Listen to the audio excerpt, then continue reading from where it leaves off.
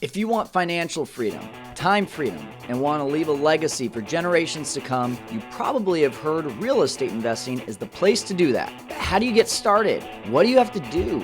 When's the right time? If you are looking for those answers, you've come to the right place. My name is Kyle Stanley, and this is Fearless Flipping. My mission is to help you learn this business and conquer real estate investing. Hey, what's going on, Fearless Flipping community? Kyle Stanley back at it with you here on Fearless Flipping. We have a very special guest this week. Before we get to that, make sure you are liking, subscribing, reviewing, doing everything you can to help us with our mission of getting out to more people. The more that you talk on our platforms, the more people will know about this awesome world of real estate investing. And so for that specifically, I want to just ask you to take 1 minute to go on to either whatever platform you're listening to or watching, YouTube or a podcast. Put a review, put a comment down on this particular episode, and just let us know what have you learned either from this episode or episodes in the past that has helped you to take action, put fear to the side, and get your real estate business to the next level. That would be awesome. And what we're going to do is if you do that, we are going to mention you on the next podcast or the next YouTube series and just give you a shout out. So hopefully you want to get a shout out and you want to get on out there and just put something down there on our YouTube comments or our reviews. And anyway, getting to our episode now with Terry White out of Sunwest Trust in Albuquerque, New Mexico. Terry is helping people to self-direct their investments, IRAs, 401Ks, and what exactly does that mean? Well, I'm going to let Terry give you all the details, but this was something that as soon as I learned about it, wow, opened up my eyes to just exactly how you can start to invest in real estate without having to worry about taxes, without having to, without having to lose your money. You get to hold on to more money by doing this self-directed stuff. So let's check in with Terry White. He is going to drop some serious knowledge on self-directed investments. All the way from Albuquerque, New Mexico, we've got Terry White from Sunwest Trust, and I'm excited to talk to Terry today, who also is in business with his sons. Unfortunately, we are going to miss out on them today, but definitely excited to meet with you today, Terry. And we're talking about something that I think needs to be a lot more well-known here in the real estate space, and surprisingly, a lot of people just don't know about it, and that is self-directed IRAs, 401Ks, and that is your wheelhouse, been your wheelhouse for 32 years. So, I know this is kind of an overview here, Terry. I know we're going to get to a lot in terms of your real estate experience too, but can you just kind of start off with what exactly that is? So just real quick, Kyle, I've been in business for 32 years. I've only been specifically in the IRA business for 15 years. We started out with an escrow company, and I still own that escrow company. I'm not sure if you're familiar with that, but it's servicing, like mortgage servicing, but for owner financing. So we do a lot of that. And then in 2004, we became a trust company. But basically, what people don't know typically is that if you have an individual retirement account, and we'll talk a little bit about 401ks later, but if you have an individual retirement account, you're allowed to invest that in anything other than life insurance and collectibles. So the IRS doesn't tell you what you can invest in. They just tell you what you cannot invest in. And that is life insurance and collectibles. And so my company, Sunwest Trust, facilitates people's ability to invest in those non-traditional, if you will, types of investments. That's awesome. So obviously we've got a fresh batch of viewers here, a lot of people that are just getting started into real estate. Some of them are going to be talking to private money lenders that are going to be wondering, how can I take money out of my IRA to fund some projects and make more on my money? And that's really where this seems to be a great fit. So can you talk about, how that works and why a private money lender or really anyone doing their own projects would want to use something like this? Well, you're exactly right. It's a great opportunity. So you can actually own real estate in your IRA if you want to, and we can talk about that. But I think what you're referring to is the opportunity or ability for an individual with an individual retirement account to lend money to someone in order to buy, flip, whatever they want to do with real estate. So it's very easy to do. You need to find a custodian that will allow you to make that type of investment. So typically your brokerage houses, your banks, those kind of places will not allow you to make those kinds of investments with your IRA. So you need to look for what's come to be known as a self-directed IRA custodian, which is what Sunwest Trust is. And what I would encourage people to do is get on the internet and just do some searching, do some looking and find the custodian that works best for them. And then you would move your account from your existing brokerage house or bank to that custodian. You don't have to move the entire account. In fact, I always encourage people to diversify. And in my mind, that means leave some money in stocks, bonds, mutual funds, but put some money in non-traditional assets. And so you can move part or all of that money to this new custodian, and then you direct that custodian in writing what to do with the money. So if I were going to lend you money to flip a house, you and I would agree on a interest rate, on maybe some discount points, whatever that might be.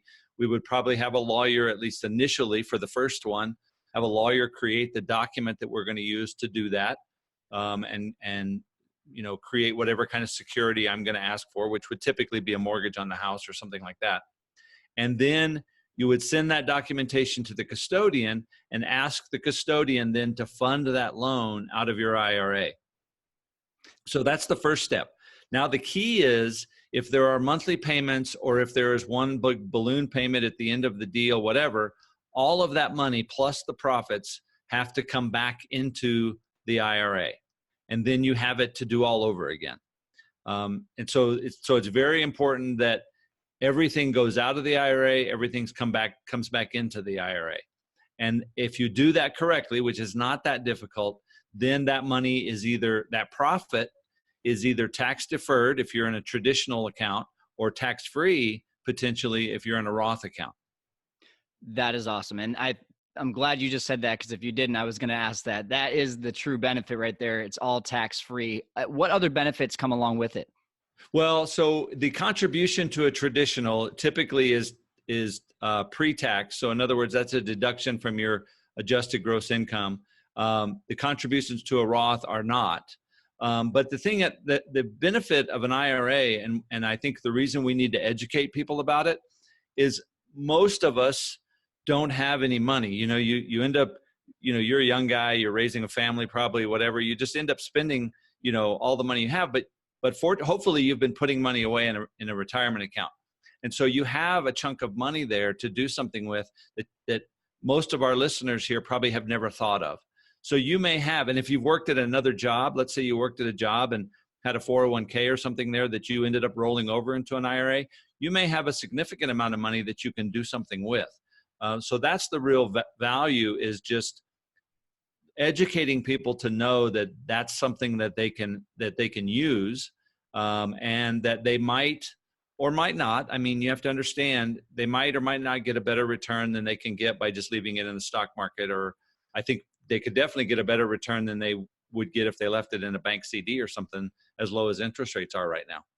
So that leads me to my next question, which is really, if I'm looking at doing this, am I only getting returns on these investments that I'm putting it into, or is it also in those traditional stocks and bonds like traditional IRA is? When you pull the money out of the existing custodian that you have, where you have the stocks and bonds, so you can leave that account. Let's just pick on Charles Schwab, for instance. If you have an account with Charles Schwab, you can leave some money there and you'll do whatever the stock market does or whatever that does. Then with the new investment, or with the new custodian, then whatever that investment returns is the return you're going to get. And one thing I want to point out, and I think it's very important, and I try to point this out on every podcast that I'm on, is a self-directed IRA is not for everyone. My opinion is it takes someone who understands investing. So let's say, going back to the example of me lending you money to flip a house, I really need to understand what you're doing and how you're going to pay me back. I understand that you're buying this house for hopefully a fraction of what it's going to be worth. You're putting some money into it, and then you're going to turn around and hopefully sell it. And it doesn't, you know this better than I do, but it doesn't necessarily happen the way it does on TV all the time, because I've flipped a few houses and I've lost money on a few houses. But I just think it's important that the investor understand how that process works.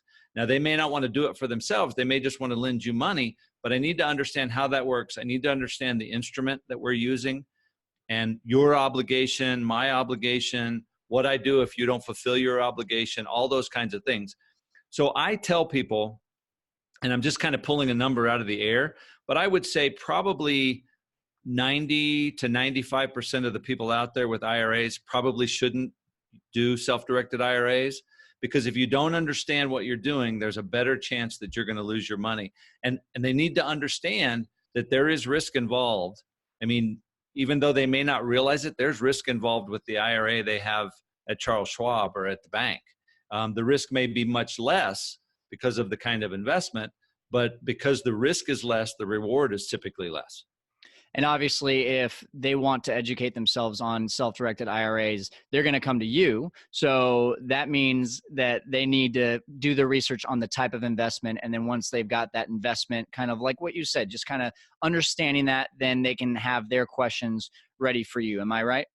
Yeah, that's exactly correct. We get a lot of, I don't get a lot, but I get a few people who contact us and they want to have a self-directed IRA. And then their next question is, what do I invest in? Well, I can't tell them what to invest in because I don't know. You said you live in California, right? Mm-hmm. I don't know what there is to invest in California. Most of my investments in California go to Disneyland. So because my wife loves Disneyland, so it's difficult for me. It's impossible for me to tell you what to invest in. So people have to have an idea what they want to invest in first, and then open up the self-directed IRA and start looking for those kinds of investments. Okay, I've got a scenario for you. So I'm a new investor. I don't have a ton of money. I'm looking to go out there and raise most of my money. How can I use something like this to add another tool to my tool belt? So you're an investor. So you're somebody who's flipping. Let's just use that because I keep seeing your fearless flipping sign behind you. So you're flipping houses and you don't have a lot of your own money. Okay, first of all, let's step back just a little bit. There are things called, so you can't invest in life insurance or collectibles. We've established that. There then are people that are known as disqualified parties to the IRA. So you are a disqualified party to your own IRA, and your family is disqualified to your IRA, and people that provide services to your IRA are disqualified. Now, the biggest place that comes in is with family.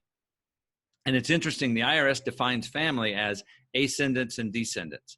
So that means your brother is not a family member according to the IRS. Your nephew, your aunt and uncle, they're not family members. So your IRA can do business with them. And I did a podcast the other day where I gave this story, and I love this story. There's a lady that called me several years ago, and her nephew was a house flipper. And he was looking for money. And she said, well, I've got this IRA that I have from an old 401K that I rolled over, and can I lend money to my nephew to flip houses? And I said, absolutely. So she has started lending money to her nephew to flip houses. It's a win-win situation because the nephew is getting money cheaper than he would have gotten it if he'd have gone to a hard money lender. And the aunt is getting a better return than she would if she put the money in a CD at the bank. So, excuse me, the nephew may be paying her 8-10%, which, as you probably know, is probably a lot less than a hard money lender would charge because you typically have points on top of that. And where can, Aunt Bessie get 10% on her money in her IRA? So it's a great deal. And she, in fact, then talked to a couple of her sisters who were aunts of this same kid, and they were all three lending money to him to help him flip houses. And it's a great deal because then he's hiring people. He's putting money into the economy. It works very well for everyone involved in that situation. That is awesome. Okay, second scenario. I have a little bit of money. Aunt Nancy, like you said, is ready to lend, $100,000 to buy the house, but I need to come up with the other $30,000 to $40,000 to rehab the house. Mm-hmm. Can I use my self-directed IRA for just myself for that $30,000 to $40,000? Great question, and the answer is probably no. Because again, like we said, you're a disqualified party. So if you are buying the house yourself, or let's say you have an LLC that does the house flipping, that's basically you. So your IRA cannot do business with you personally. But you could, if you identified a piece of property and Aunt Bessie put some money in and your IRA could put some money in, that would be fine as long as you didn't do any of the work on the house. So if you then hired third-party people, contractors or whatever, to to remodel the house, and then you hired a realtor to sell it, that would be fine because that would be strictly an investment.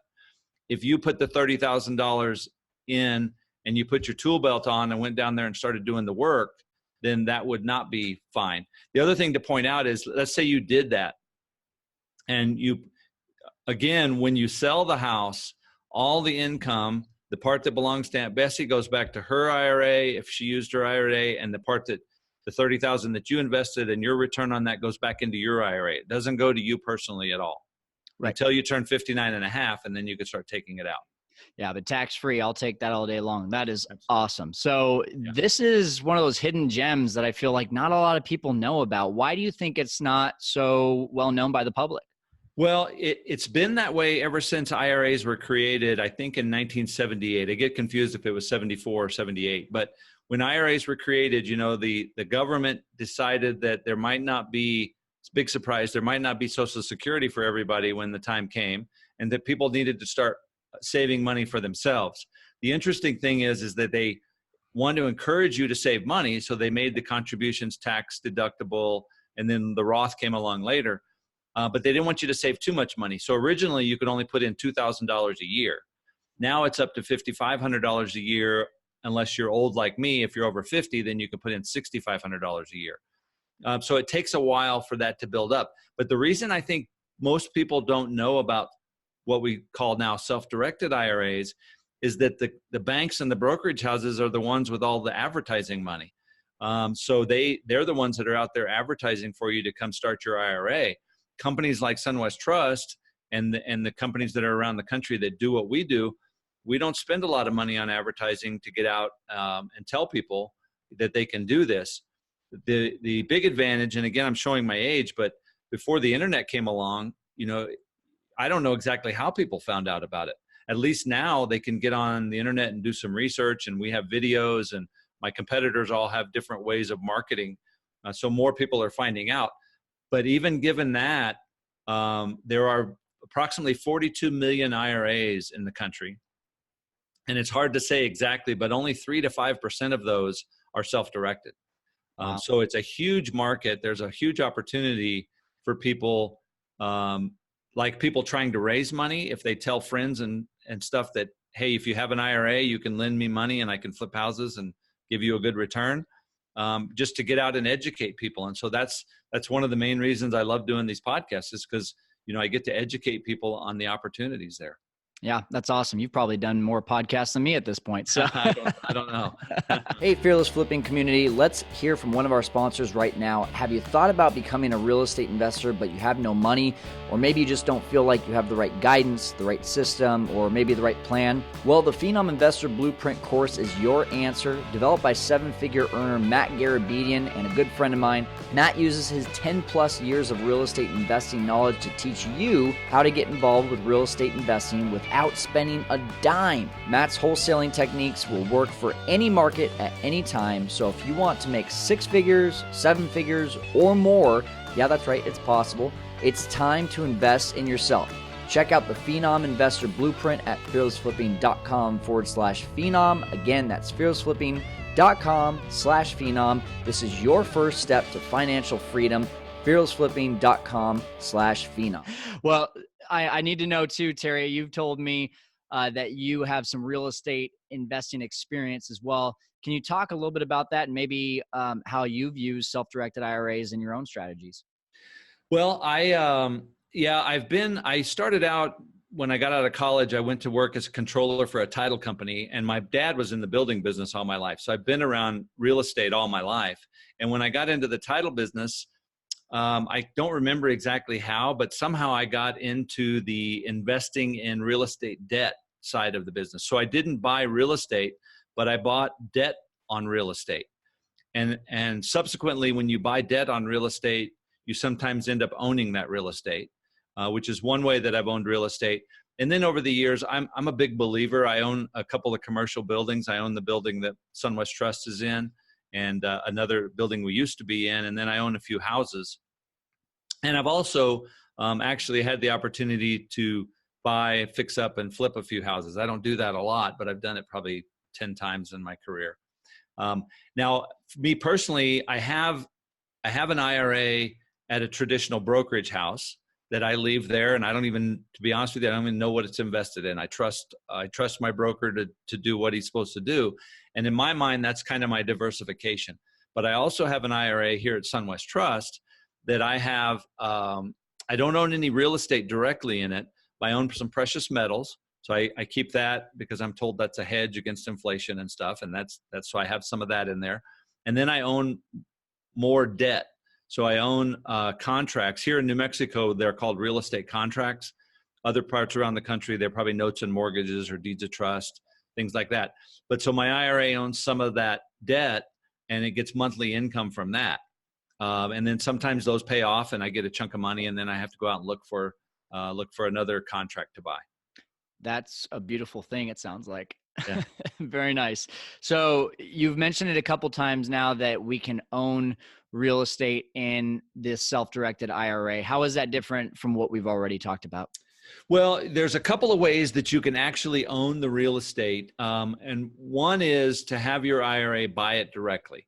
And that works perfectly. It's not a tough thing to do.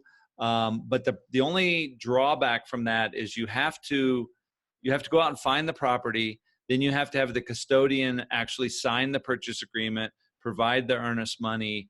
Then at closing, they'll sign the closing documents. They'll provide the money to pay for the real estate.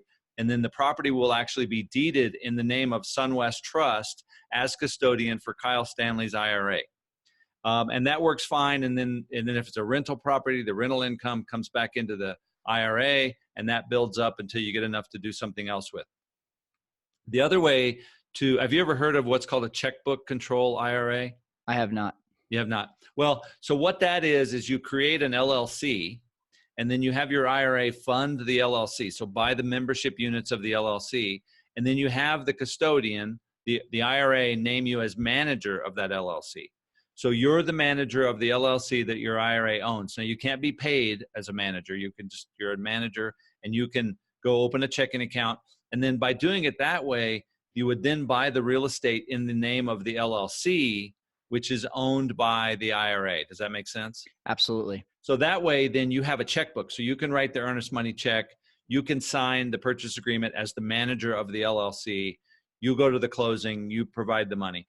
Now, all of that is assuming that you have enough cash in your IRA to pay for a piece of real estate. And not all of us have that much money in our IRA. The other opportunity is you can borrow money. Your IRA can borrow money to buy real estate. So you just have to come up with a down payment, and you can borrow the money. The only caveat there is the money that you borrow has to be non-recourse loan. And what that means is it's a loan that the only thing the lender can do if you don't pay is take the real estate. They can't go back against your IRA for any deficiency that there might be in the payment of the loan. Got it. Okay. Yeah. Hey, we're touching on so many different things. I think we're really hitting like that 5,000 foot overview, and I'm going to direct people to your site and how to get in contact with you here shortly. But before Absolutely. I do, I just want to touch on one last thing, 401ks. You know, how can they do this with 401ks? And my backup question to that too is, what if they're a W-2 employee that's getting a 401k from an employer? Okay. So it's been my experience that if you're an employee and you work for a company, you're working for a company now, there's probably not a lot you can do with your 401k. If you happen to be over 59 and a half and your 401k plan happens to have what's called an in-service distribution option, you could take money out of the 401k and put it into an IRA, but that's a very small number of people. So basically what happens is if you worked for a company that had a 401k, you're no longer employed with them, you can roll that over into an IRA and do the things that we've been talking about. That's one option. The other option is if you're self-employed and you have no employees other than yourself and a spouse, you can create what's called an individual 401k or a solo 401k, you might have heard it called. Then that solo 401k, the advantages to that are, number one, the contribution level is much larger. Where I said you can only put $5,500 a year into your IRA, I think you can put up to $49,000 into your 401k, assuming your business is profitable and generates that kind of money. And then you can use the money in that 401k to do all the things we talked about with a self-directed IRA. And the other advantage of a 401k is you can borrow money from it that you can't do from an IRA. So if you have a 401k, you can borrow 50% or $50,000, whichever is less. So if I had a 401k that had $90,000 in it, I could borrow $45,000. And you have to pay it back over 5 years at a market interest rate. And all that stuff is, all the terms of that are laid out when you create the 401k document. So anyone listening that's self-employed, maybe they have a flipping business, maybe they own some real estate and it's in a separate LLC, something like that, then they're considered to be in business, and they can establish a 401k for that business, and for them as an employee of that business. That's awesome. Terry, you have added so much value for our Fearless Flipping listeners and viewers today. I just want to thank you so much. And I also know that so many people are chomping at the bit to either learn more or to maybe get this started. So how can they get connected with you? Well, there's two opportunities to learn more. The first opportunity would be to go to our YouTube channel, which is Sunwest IRA. So if you go to YouTube and you look that up, I think we've got probably 250 videos on various topics: the checkbook LLC, the checkbook control IRA, buying real estate. All those things are there. They're short videos, 5 to 7 minutes, so they don't take up a lot of your time. And if you have suggestions of topics for me to put in those videos, feel free to let me know, contact me, or make a comment on the videos. The other way they can learn is go to our website at sunwesttrust.com. There they can download an ebook that I've written that's kind of a layman's understanding of self-directed IRAs, or they can actually let us know and we'll send them the physical book. I'm more than happy to give that book to them. So those are the two ways they can get started.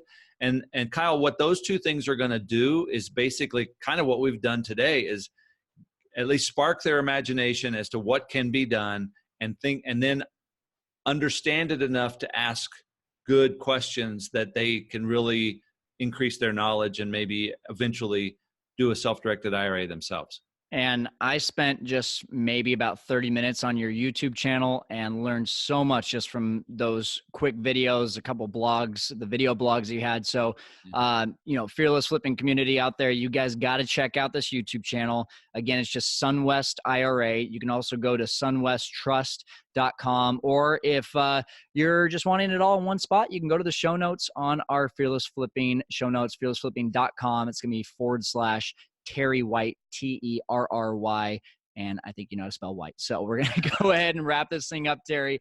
Any last words for you? No, Kyle, I appreciate it. I always enjoy visiting with other podcasters and other business people. And so hopefully we've given some information that at least will help people spark an interest, and maybe they can do some more business that way.